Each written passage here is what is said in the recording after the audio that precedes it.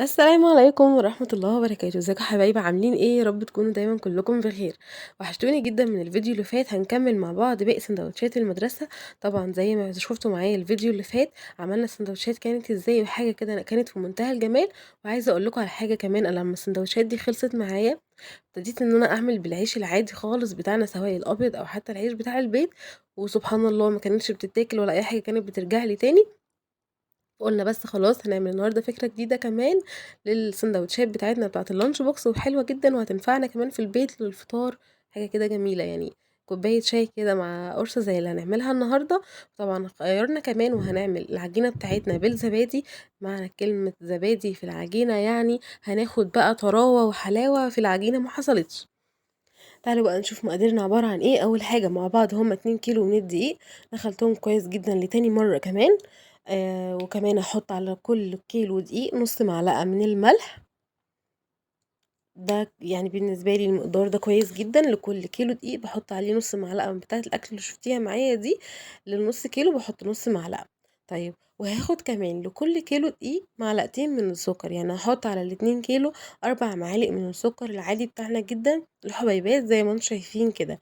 دول هاعمل بيهم إيه، أنا ما حطيتهمش على الدقيق من الأول، عشان زي ما إحنا متعودين مع بعض في أي معجنات لازم باشغّل العجينة بتاعتي، أشغّل العجينة بتاعتي أولًا. هاضمن إن الخميرة اللي أنا حطيتها على الدقيق بتاعي شغالة وكويسة، فابقى أنا كده ما خسرتش الدقيق. وفي نفس الوقت كمان ده بيساعد معايا جدًا في وقت التخمير وخصوصًا في الشتا. طبعًا الجو ابتدى يسقّع، فبنعمل كل احتياطاتنا علشان العجينة بتاعتنا تاخد اختمارها كامل. طول ما العجينة بتختمر بطريقة كويسة وبتاخد وقتها، اعرفي إنِّك هتطلّعي معجنات 100% مضبوطة. طيب أنا هنا كده كنت باجيب مَيّة دافية، هابتدي بقى أحط مَيّة دافية. وللأسف أنا كنت باعمل إيه، يعني أنا المفروض إن أنا هاخد كوباية، فأنا البولة اللي كنت باعمل فيها دي صغيرة، هابدّلها دلوقتي وهاعمل في بولة أكبر علشان طبعًا أعرف أقلّبها. وكمان دي لسه هتعلى وهتشوفوا دلوقتي وهتوصل معايا لحد فين. أنا كده جِبت بولة أكبر أهو، هابتدي أنزّل فيها الخليط بتاعي كلّه. هافضل مع الخليط ده السكر والخميرة وشوية المَيّة الدافيين، حوالي نُص كوباية حطيتها، لحد ما هتبتدي آآ تدوب معايا خالص. عايزة تحطّي هنا كوباية مَيّة كاملة ما فيش أي مشكلة، عايزة تحطّي نُص ما فيش مشكلة. أنا هنا خلاص دوّبتها وسِبتها كده على جنب. أهو شايفين شكلها اتغيّر خالص أهو، بقت عاملة زي الرغوة شوية كده.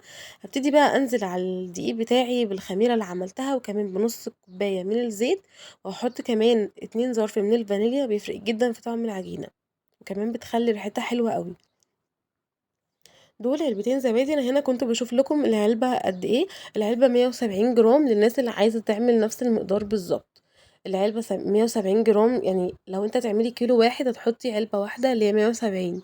لو هتحطي لو هتعملي 2 كيلو زي ما أنا عملت كده، هتحطي علبتين 170 جرام. ولو مش عايزة تعملي بده وعندِك لبن قاطع ينفع جدًا في الوصفة دي. وكمان لو أنتِ عندِك لبن حليب ينفع في الوصفة دي، كل حاجة تنفع في الوصفة دي. العجينة دي بتاخد أي سوايل معاكِ، حتى لو أنتِ عايزة تعمليها بلبن بودر زي ما عملنا في المرة اللي فاتت، اعمليها وهتبقى جميلة جدًا.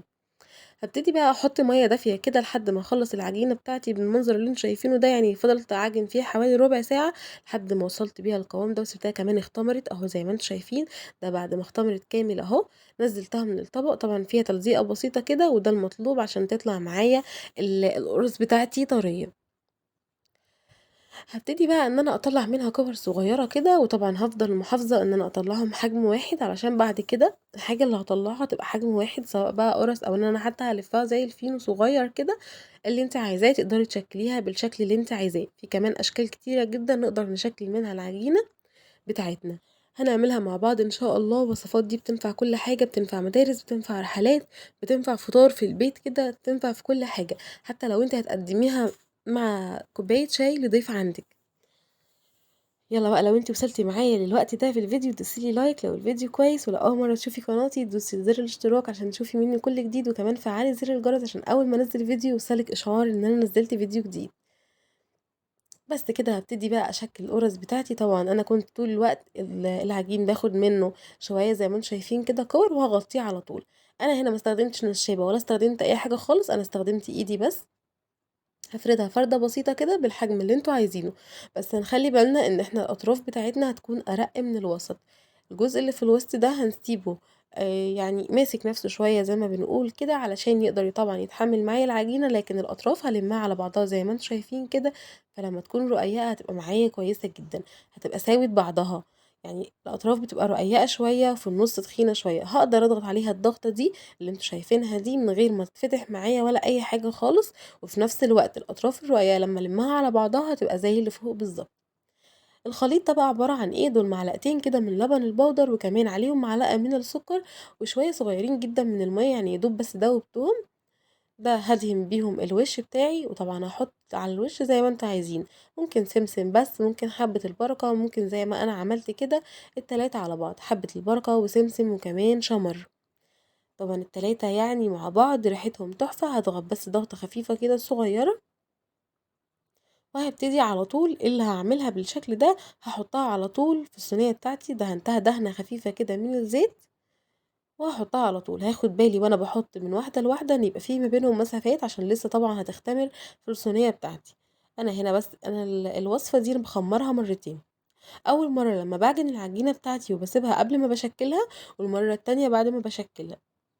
يعني ما بافكّرش إن أنا أدخّل في الفرن ولا أدخّل الفرن بتاعي حتى غير لمّا باشوف القرص بتاعتي أخدت حجمها اللي أنا عارفة إن هي المفروض تتضاعفه، يعني أنا عملتها بالحجم ده، فأنا مستنية كمان تتضاعف حجمها مرّة ونُص كمان، يعني هتكبر عن كده شوية وطبعًا هتعلى كمان.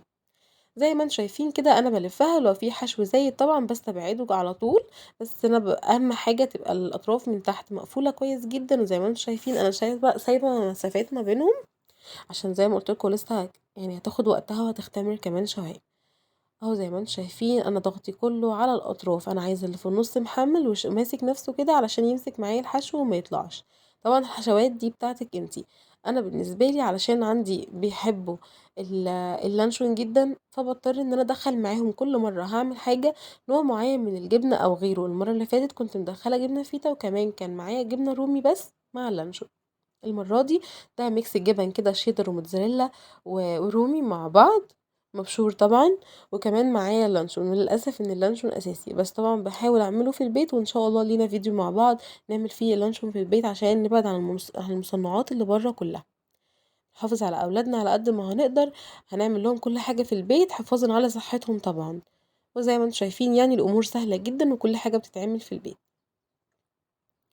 على طول كده باقفّلها، وده أهم حاجة في القُرَص بتاعتي تكون متقفّلة من تحت كويس، ومن فوق كمان محمّلة نفسها كده، أهو زي ما أنتم شايفين، هابتدي أدهن وأرُش كمان، أخلّص بقى الكمية بتاعتي دي، وهارجع لكم إن شاء الله كده بعد ما تستوي.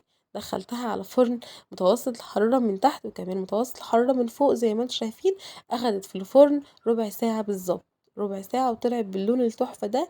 أول ما يبتدي الفرن يشتغل معاكِ من تاني صينية، أنا باهدّي النار من فوق، باخلّيها أقل من الوسط بشوية، ولكن تحت بتفضل وسط زي ما هي، زي ما أنتم شايفين يعني دول آخر 2، 3 كده عملتهم زي الفينو أو الفُرَم زي ما بتسموا في بلدكم، أهو زي ما أنتم شايفين يعني العجينة هشة وجميلة وطرية، وهافتح لكم واحدة دلوقتي من جوّه هاوريكم، ممكن تقدري تعمليها بالشكل ده وبالشكل ده زي ما أنتِ عايزة، أنا بس قُلت أغيّر المرّة دي وأعملها زي القُرَص الصغيّرة كده، وما شاء الله يعني كانت جميلة جدًا.